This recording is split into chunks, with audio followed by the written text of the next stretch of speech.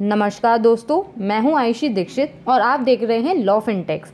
आज की वीडियो में हम एक बहुत ही इम्पोर्टेंट सर्कुलर को समझेंगे जिसमें टैक्स पेयर्स को बड़ी राहत मिली है। अगर आपका कोई भी ITR चाहे किसी भी साल का हो, इनवैलिड हो गया है किसी टेक्निकल ग्लिच की वजह से, तो अब उसे प्रोसेस किया जाएगा। जहां रिटर्न प्रोसेस करने की टाइम लिमिट 9 मंथ्स होती है, अब इस लिमिट को बढ़ाया गया है। ये अपडेट हर टैक्स पेयर के लिए काफ़ी यूज़फुल है और जिनका पुराने सालों का रिफंड अगर पेंडिंग है तो अब उन्हें मिल जाएगा। उसके लिए आपको 2 काम करने होंगे, इसलिए वीडियो को एंड तक ज़रूर देखिए।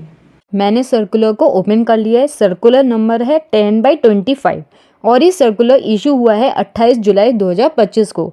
Order under section 119 of income tax act 1961। अभी सर्कुलर में बोला क्या गया है कि CBDT की नोटिस में आया है कि काफ़ी सारे ITRs को गलती से इनवैलिडेट कर दिया गया है, वो भी सिर्फ टेक्निकल रीजंस की वजह से। और ये इशू डिफरेंट असेसमेंट ईयर्स के रिटर्न्स के साथ हुआ है जिन्होंने इलेक्ट्रॉनिक मोड से ITR फाइल किया हुए थे, लेकिन इन रिटर्न्स को प्रोसेस करने की जो टाइम लिमिट थी वो अब ख़त्म हो चुकी है। जैसे यहाँ एक एग्जाम्पल दिया है कि असेसमेंट ईयर 23-24 के लिए जो डेडलाइन थी 31 दिसंबर 2024 थी। अब इस मैटर को कंसिडर किया है CBDT ने और डिसाइड किया है कि ऐसे सभी रिटर्न्स को लॉ के अकॉर्डिंग वैलिडेट करके प्रोसेस किया जाए, जिससे टैक्सपेयर्स को रिलीफ मिल सके और जिनका रिफंड है उनको रिफंड इशू कर दिया जाए।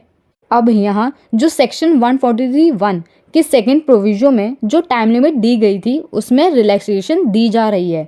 सेक्शन 119 के पावर्स को यूज़ करके जो ITRs 31 मार्च 2024 तक इलेक्ट्रॉनिकली फाइल की गई थी और जो CPC द्वारा गलती से इनवैलिड डिक्लेयर कर दी गई थी सिर्फ टेक्निकल ग्लिच की वजह से, उन सभी रिटर्न्स को अब प्रोसेस किया जाएगा।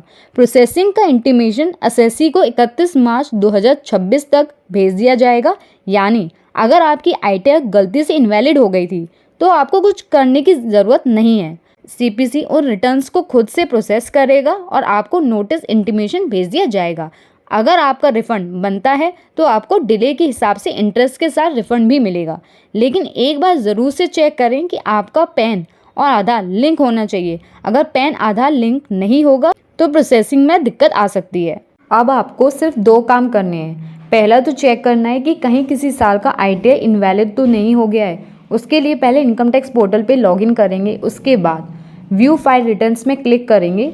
उसके बाद यहाँ पर चेक करना है कि अगर किसी भी साल का स्टेटस इनवैलिड दिख रहा है तो CPC उसको प्रोसेस करके आपको इंटीमेशन भेजेगा 143(1) का।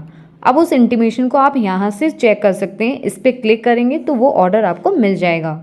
जैसे मैंने यहाँ एक एग्जाम्पल के लिए वो ऑर्डर ओपन कर लिया है। अब यहाँ पर नो डिमांड लिखा है और अगर रिफंड बनता होगा तो यहाँ पर रिफंड इशू लिख के आ जाएगा। अब दूसरा जो आपको चेक करना है कि क्या आपका पैन आधार से लिंक है। अगर लिंक नहीं होगा तो रिटर्न प्रोसेस होने में देरी हो सकती है और रिफंड इंटरेस्ट भी डिले हो सकता है। इसके लिए आपको एक बार इनकम टैक्स पोर्टल पे जा करके लिंक आधार स्टेटस को वेरीफाई कर सकते हैं। यहाँ अपना पैन नंबर और आधार नंबर डालने के बाद वेरीफाई कर लेंगे और ऐसे करके लिख के आ जाएगा कि your PAN is already link to given Aadhaar. एक और ख़ास बात आपको ध्यान में रखनी है रिफ़ंड के केस में कि कई बार क्या होता है, बैंक को प्रीवैलिडेट नहीं करते जिससे रिफ़ंड अटक जाता है या फिर वो बैंक अकाउंट सही से वैलिडेट नहीं होता। उसके लिए आपको अगेन पोर्टल पे लॉगिन करेंगे। उसके बाद यहाँ से आप अपने बैंक को प्रीवैलिडेट कर सकते हैं। अगर आपने सारा काम कर लिया है और सब कुछ सही है तो आपको कुछ करने की ज़रूरत नहीं है। CPC ऑटोमेटिकली आपका इनवैलिड रिटर्न प्रोसेस करेगा और आपको 31 मार्च 2026 तक इंटीमेशन भेज दिया जाएगा। आई होप आपको ये सर्कुलर समझ में आ गया होगा। उसके साथ आपको क्या काम ज़रूर से करना है। अगर आपको ये वीडियो पसंद आई हो तो लाइक और शेयर ज़रूर करिए और हमारे लॉ फिनटेक्स चैनल को सब्सक्राइब करना ना भूलिए। साथ ही में बेल आइकन भी प्रेस करिए ताकि आपको हमारी सारी लेटेस्ट वीडियोस का अपडेट मिलता रहे। धन्यवाद। मैं आयुषी दीक्षित आपसे मिलती हूँ अगली इन्फॉर्मेटिव वीडियो में। तब तक के लिए अपना ध्यान रखिए।